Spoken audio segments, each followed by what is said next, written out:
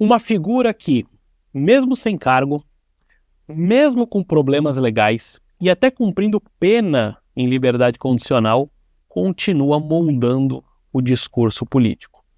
Essa pessoa é Steve Bannon, o ex-estrategista-chefe do Donald Trump, que agora não tem um cargo oficial, mas que continua realmente comandando muito, ou pelo menos influenciando muito a agenda. O Bannon ele tem intensificado o discurso anti-imigração. Nas palavras dele, ele tem pedido uma purga completa de estudantes estrangeiros e pedindo o fim do programa de vistos, o H-1B ou H-1B. O que é interessante aqui é a construção da narrativa. O Bannon é um baita de um estrategista de comunicação, né? E aqui ele enquadra o programa H-1B como uma farsa total e completa para destruir o trabalhador americano. Palavras dele. Olha que interessante, eu até falei no começo do boletim sobre a simplificação de ideias complexas, normalmente são afirmações de narrativas, né? Então aqui de novo, né? Percebe como ele usa a simplificação binária, ele usa o nós contra eles, né? Esse terror gerado como se os imigrantes estivessem destruindo os nossos empregos, né? Coloca o povo americano, a sociedade americana contra um inimigo, né? Tudo isso para capitalizar a ansiedade econômica em cima da população americana. Ou seja, ao culpar os imigrantes por roubar os empregos, ele desvia a atenção dos problemas estruturais da economia, né? Coisas que realmente têm outros motivos, às vezes, para estar acontecendo. Ele consegue colar no discurso essa simplificação, né? Fazendo todo mundo olhar para uma outra coisa, né? Procurar um outro vilão para a situação. Bom, o discurso do Bannon ele ganha força com os dados econômicos desfavoráveis. Tivemos agora o relatório de empregos de julho que mostrou um declínio no crescimento.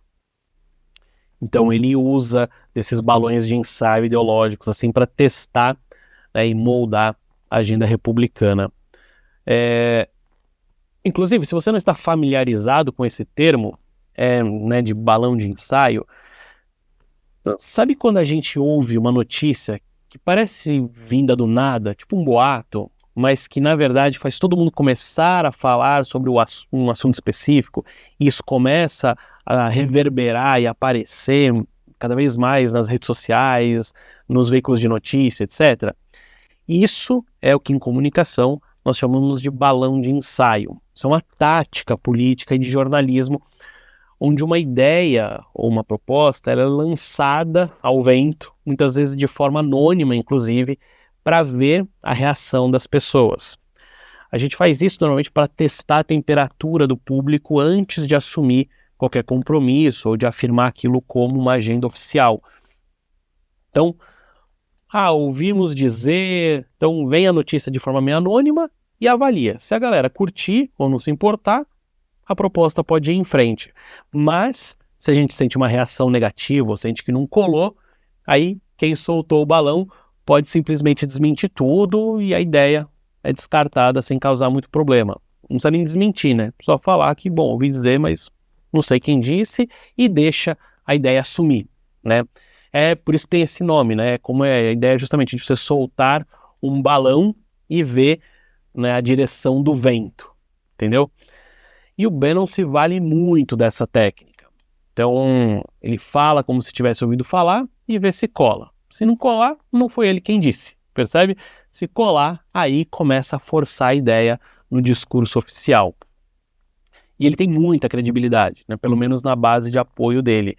Então, para a base dele, mesmo toda essa situação em que ele se encontra, né, as condenações por desacato ao Congresso, as acusações de fraude e tudo, elas acabam sendo interpretadas como uma prova de perseguição política, né? Reforça, inclusive, a imagem dele como um outsider, né? Como um mártir anti-establishment, assim, né? Ou seja, a gestão da imagem dele, ele muito espertamente transforma esses reveses legais em combustível narrativo. Eu acho que aqui no Brasil a gente já está bem descolado com isso, né? Estamos bem acostumados a ver essa estratégia.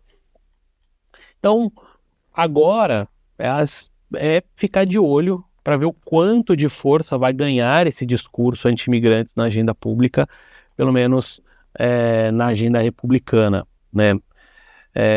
Provavelmente vai ter uma boa repercussão. Já tenho ouvido algumas coisas, não gosto de trazer porque são informações ainda não confirmadas, mas de pessoas bastante próximas que moram lá, tenho ouvido sim uma questão de que está rolando um preconceito bastante grande com imigrantes. Fiquei sabendo de um caso específico, inclusive, de um imigrante brasileiro e que tem green card, está plenamente legal lá nos Estados Unidos, mas que a empresa dele, inclusive, falou para ele trabalhar em home office para evitar riscos no trajeto, etc. Então, parece que o clima realmente não está muito legal lá, né? Então, agora é acompanhar, ver o quanto isso vai escalar ou não.